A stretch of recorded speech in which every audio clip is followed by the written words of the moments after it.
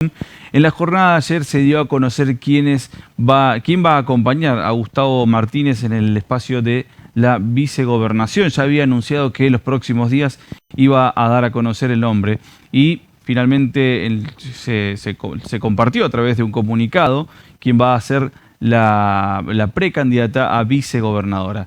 Está con nosotros en los estudios de Ciudad Televisión Lidia Vivian Polini. Muchas gracias por estar aquí con nosotros. Bueno, buenos días, muchas gracias a vos. Y por supuesto al medio por permitirme poder estar acá un ratito con ustedes. Bueno, ¿Lidia o Vivian? ¿Cómo como me dicen, todos me dicen Vivi en el pueblo. Ajá. Mi nombre es ese, Lidia Vivian, y hago una confidencia, una infidencia. Nunca me gustó el nombre Lidia. Entonces mucha gente no sabe que me llamo Lidia, pero bueno, es mi nombre. Siempre dije Vivian, sí, esa es la verdad. Bueno, Vivian, queremos conocerte, sabemos que sos docente, estudiaste en Santiago del Estero, ¿verdad? En realidad yo sí soy docente. Mi primer título es maestra jardinera. Estudié en el Instituto de Las Breñas, que está cerca allá de Pinedo. Porque bueno, en ese tiempo los institutos, sobre todo en la carrera de nivel inicial, había en Las Breñas. Entonces había que ir todos los días hasta allí a estudiar. Después sí hice ya eso casada con mis hijos chicos. Hice la licenciatura en educación inicial, que iba una vez al mes a Santiago a estudiar. Y después de eso hice una maestría en gestión también de políticas públicas y educativas. Siguiendo con esto que por ahí a uno le apasiona y le gusta, ¿no? Así que sí, esos son mis estudios en ese sentido. Después hice otras cosas porque, bueno, siempre fui curiosa y me interesa poder crecer y formarme o autoformarme en todo lo que me interesa, ¿no? ¿Cuándo comenzaste a involucrarte en el espacio de ser? En el espacio de ser hace bastante tiempo que yo estoy involucrada. Pero para ser sincera, hará unos 4 años que me empecé a involucrar, digamos, más cercanamente y más comprometidamente, ¿sí? No es que no me comprometía, sino que a veces la misma vorágine del trabajo. Bueno, después yo me jubilé en 2017, estaba haciendo algunas cosas. Y bueno, ahí siempre destaco esto y lo dije en todos los medios. El compañero Gustavo Martínez me vio. Y digo me vio porque digo, muchos nos miran pero pocos nos ven, y me vio como mujer política. La verdad que siempre milité, desde un lugar o desde otro, por la educación, por la gente, por lo que sea, porque la militancia no es solo por un partido o por una causa determinada, puede ser multifacética, multidimensional. Y la verdad que yo celebré ese momento que él me viera porque, bueno, soy del interior. 300 kilómetros nos separa, a la capital del interior. Entonces que me viera a mí como alguien que militaba desde el silencio, si querés, sin muchas fotos. La verdad que no es mucho por ahí lo que a veces comparto, más allá de que es una cuestión que hay que asumirla porque hoy los tiempos son distintos. Pero bueno, él me vio y me dio la oportunidad de seguir creciendo. Empecé a participar. Empecé a crecer cada vez más en el sentido de poder conocer otra gente y poder aprender. Y bueno, cuando arrancó esta movida que hizo él de los talleres, que tuvimos la oportunidad de escuchar a cada ciudadano y ciudadana que quiso participar en todos los rincones de la provincia, bueno, me dio a mí la confianza y la responsabilidad en toda la zona del sudoeste, que bueno, trabajara para armar estos talleres y escuchar. Bueno, eso fue un poco digamos, si querés, lo más cercano que me permitió estar así con tanta gente y con tantos dirigentes y no dirigentes, escuchando esas voces que a veces desde la gestión y desde los escritorios no se escucha. ¿De familia es el interés político? ¿Es de tu familia o cómo nace el interés en la política? No, en realidad yo tengo un compañero de la vida, que es mi esposo, es Hugo Abud, toda la vida militó en política, esa es la verdad. Yo ocupé algunos cargos, te digo sinceramente, cuando él estuvo en política muchos años, yo no compartía la vida política. Es más, tenía cierto rechazo a veces en ciertas cosas porque, bueno, veía lo que implicaba. Pero también después entendí, reflexioné y me di cuenta que la única forma a veces de generar cierta mejor calidad de vida para la gente es involucrándose en política. Porque a veces desde el lugar que estamos, cuando estamos en soledad y eso, es difícil.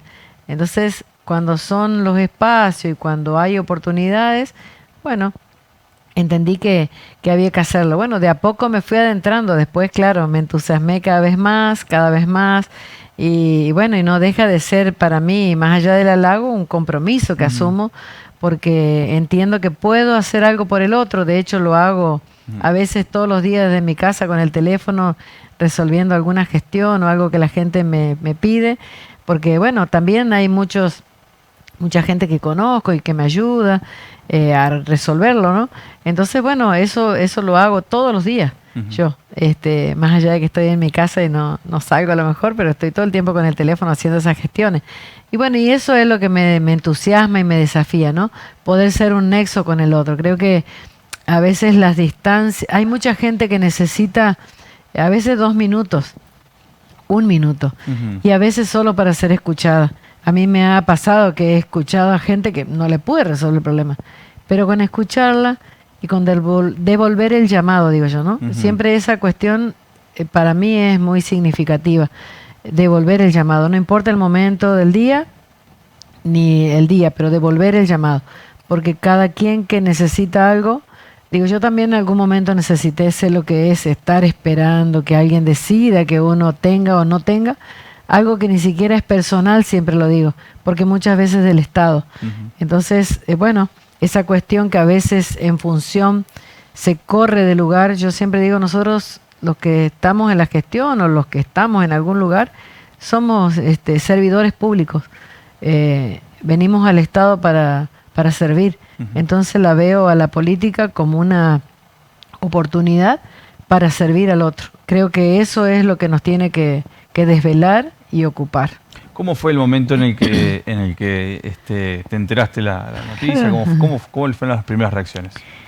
Y primero pensé que me tomaban el pelo, te digo la verdad, porque había salido en los medios, viste, la nota que no la había visto, y la verdad que una gran militante de acá, que es Babi González, militó muchos años en el justicialismo, siempre me contacto con ella todos los días, es una persona que tiene muchos años, me mandó la nota, ¿sí? Y resaltaba la parte que decía, es mujer y es del interior. Entonces ella me dice, ¿serás vos, Vivi? Me dice, ¿o será otra persona por alianzas? Entonces le digo yo, bueno, me inclino por las alianzas, porque sé que en política es el arte de lo posible, así que podría suceder. Y bueno, pasó. Después me empezaron a llegar otras cosas más, pero bueno, por supuesto, nunca pensé que era yo, sinceramente. Porque también es eso, ¿no? Uno milita en los espacios y no voy a decir que no tenía expectativas o eso, pero nunca a este lugar, sinceramente. Entonces, bueno, a partir de ahí fue una serie de mensajes y suposiciones de la gente. Después de eso, bueno, sí, cuando recibo el llamado, dije, me está tomando el pelo, porque fue lo primero que dije. Entonces me dijeron, no, es de verdad que te estamos pidiendo que puedas acompañar. La verdad que no lo dudé, soy sincera, no lo dudé.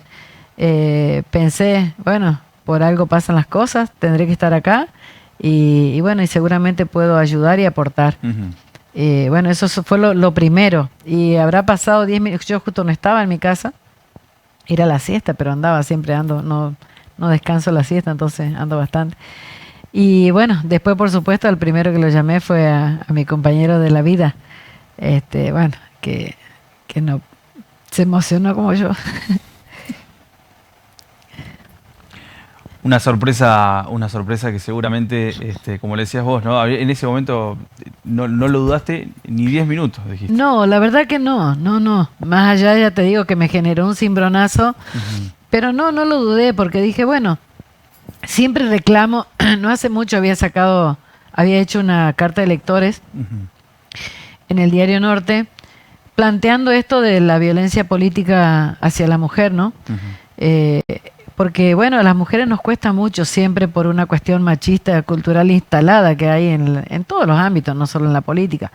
Pero en la política, que yo ando bastante, Me ha pasado ver gabinetes completos de hombres o 2 o 3 mujeres, porque hay que ponerlas en un lugar, porque está la ley y tenemos que hacer como sí, digo yo.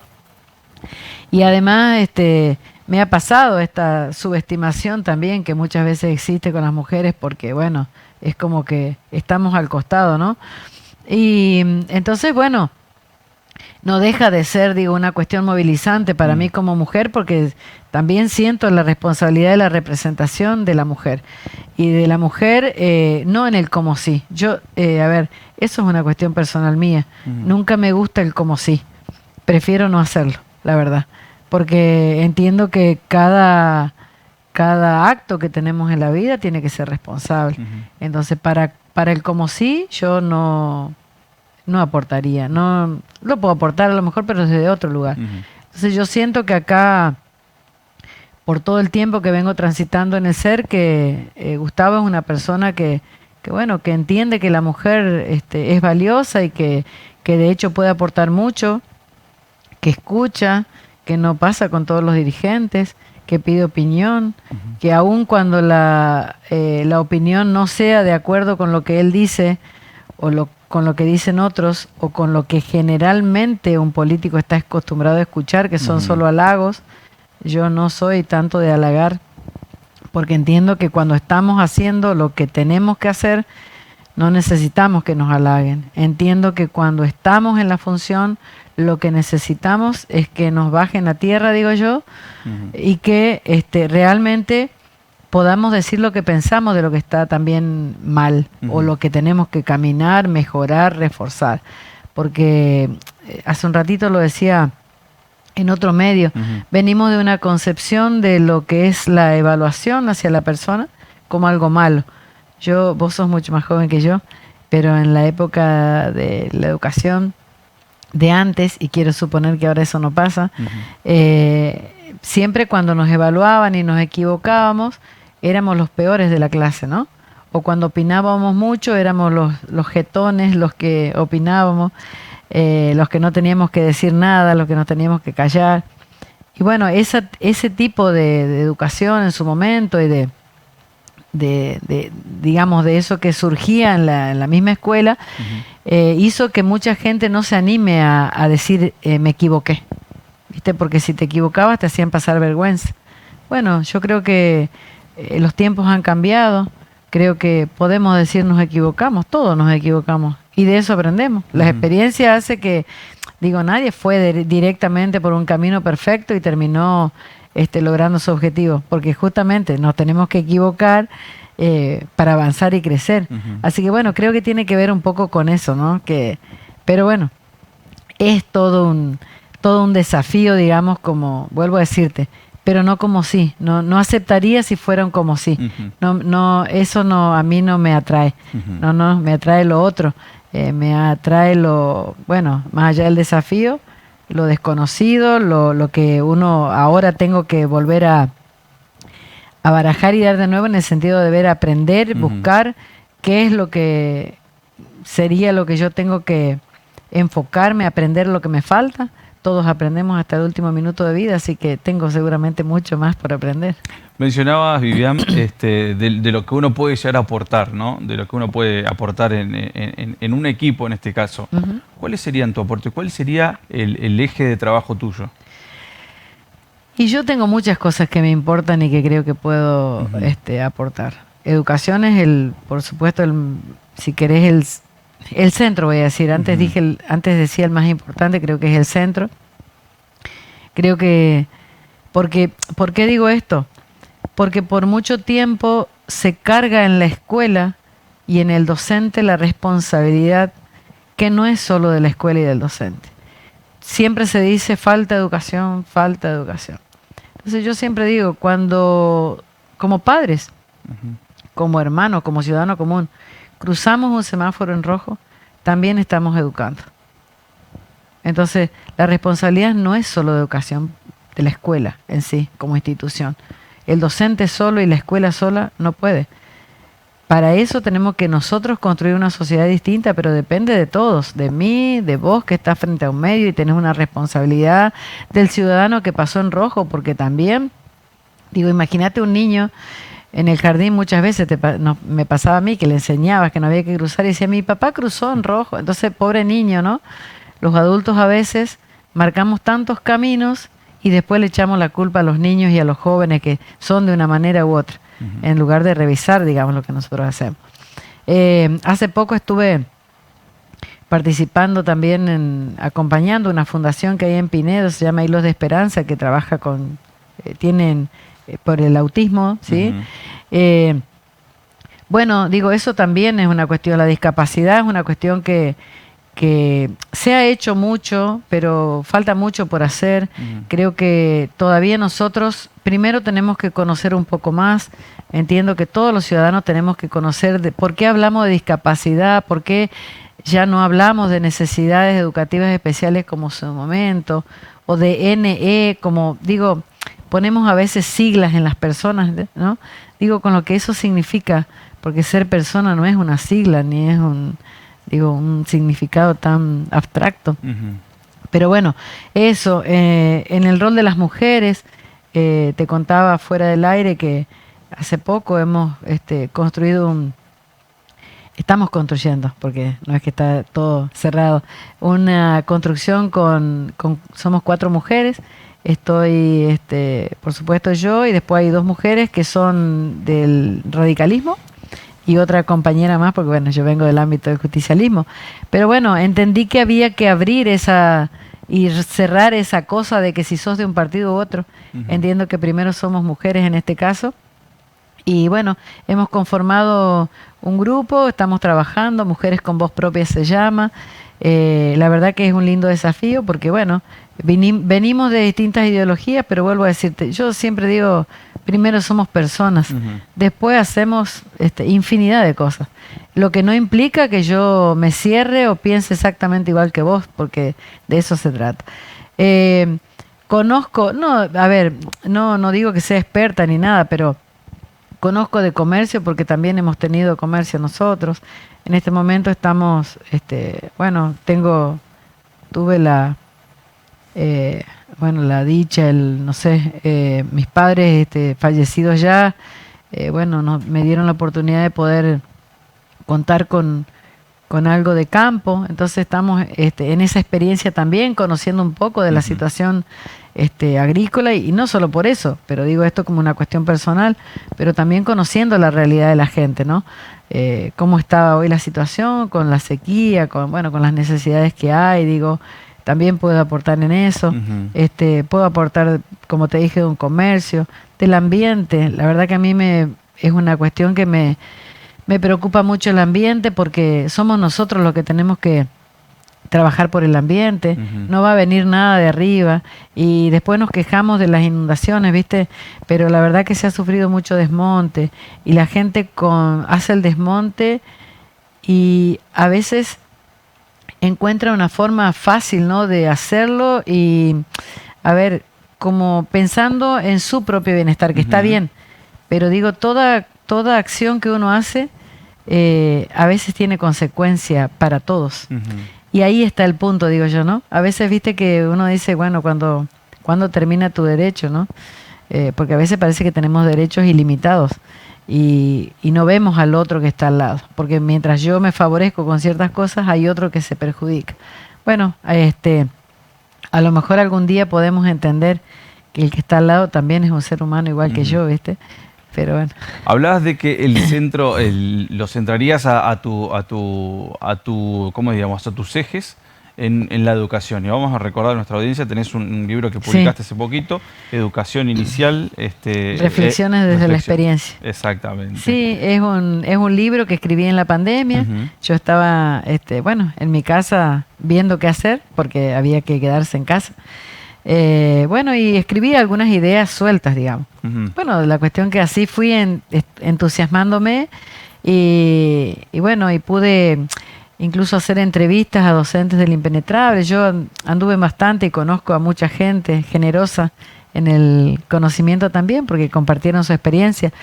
Entonces ahí También tengo ahí en el libro, tiene un código QR donde podés acceder a esa entrevista con una docente que fue compañera mía de trabajo en Pinedo, pero después se fue al Impenetrable y siempre tuve contacto con ella.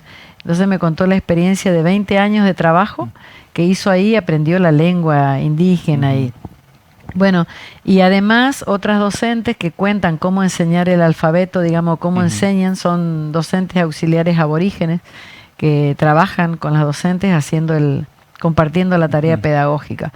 Ese libro es, digamos, para mí es un gran desafío también, porque yo ahí planteo una ruptura de estructuras que viene de hace años instalada.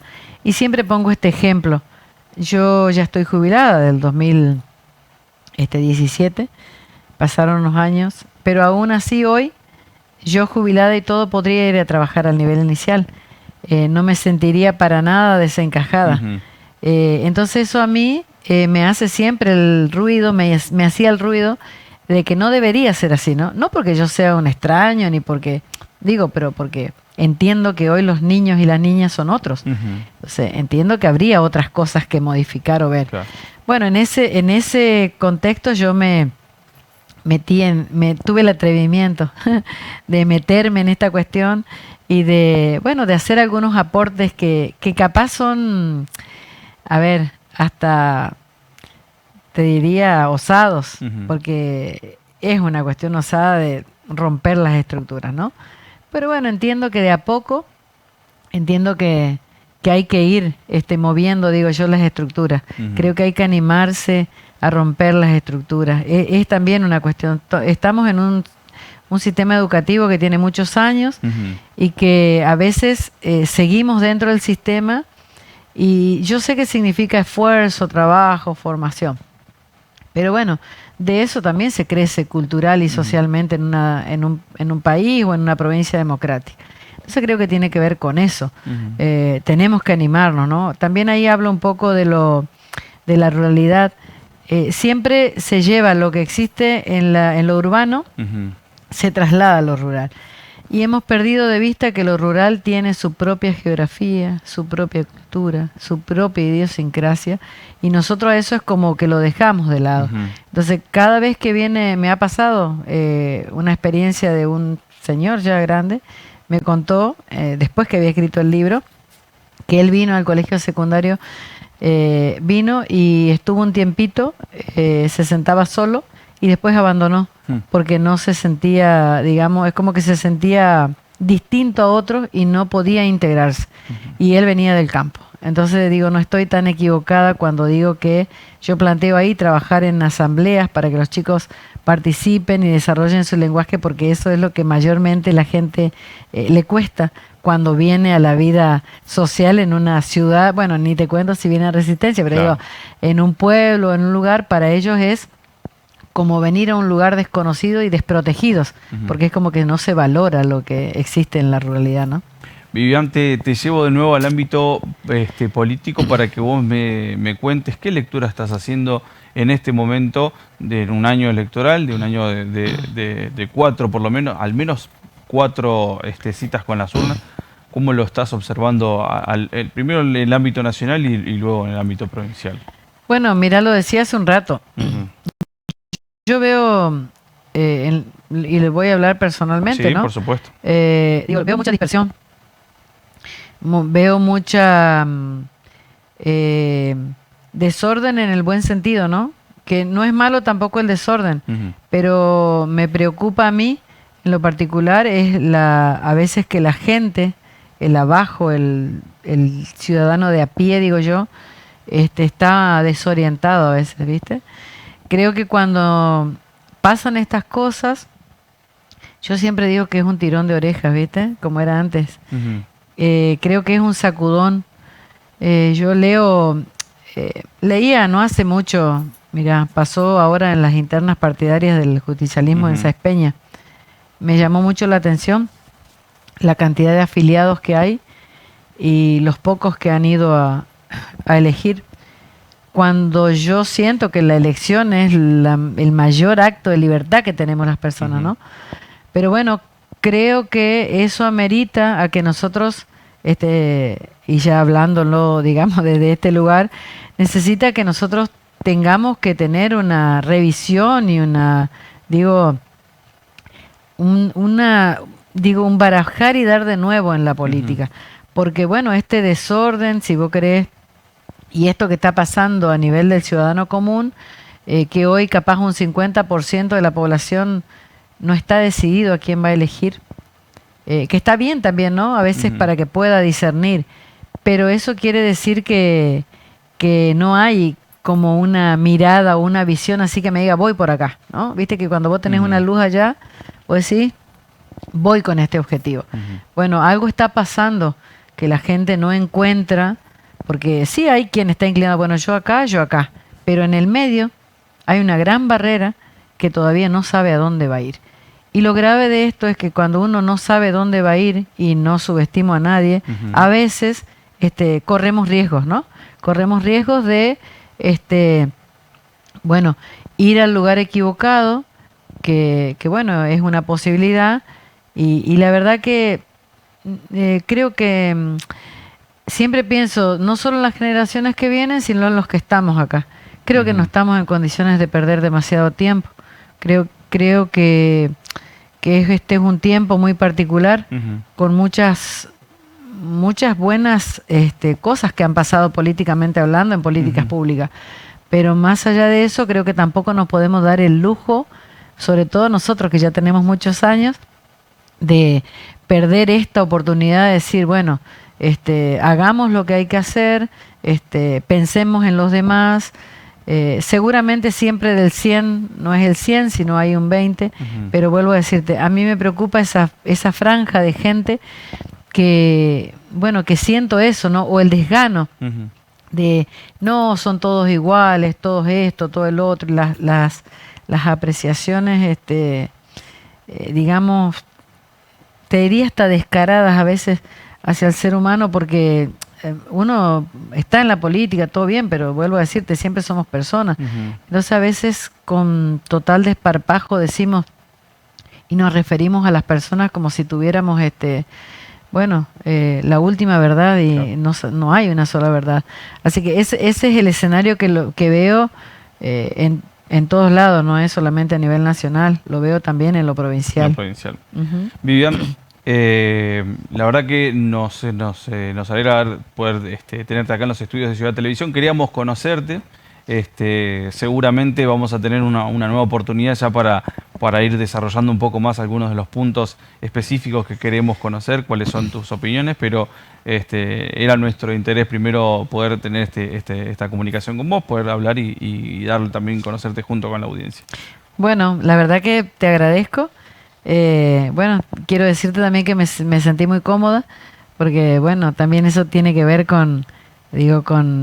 siempre digo yo que en las relaciones, en las cosas que hacemos, siempre hay, me río porque es un dicho que tengo yo, pero digo, es 50 y 50, ¿no? Digo, no es 70-30 como el alcohol. Viste que con el tema del COVID todos hacíamos 70-30. Claro. Bueno, yo digo que en las relaciones humanas, en todos los ámbitos, es 50 y 50, porque de las dos partes se pone. Entonces, bueno, yo sentí la comodidad para poder expresarme sin... contándole a la audiencia y contándote a vos quién soy yo. Soy esta que estoy acá, no soy otra. Mucha gente me conoce, sabe de mi trabajo, de mi dedicación.